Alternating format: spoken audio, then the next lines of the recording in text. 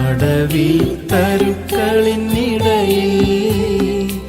ഒരു നായകം എന്ന വണ്ണം, അടവി തരുക്കളിനിടയിൽ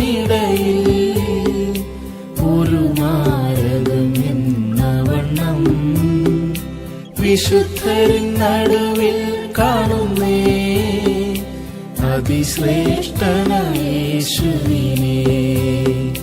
വിശുദ്ധരിൻ നടുവിൽ കാണുന്നേ അതിശ്രേഷ്ഠനായ യേശുവിനെ. വാഴ്ത്തുമേ എന്റെ പ്രിയനെ ജീവകാലന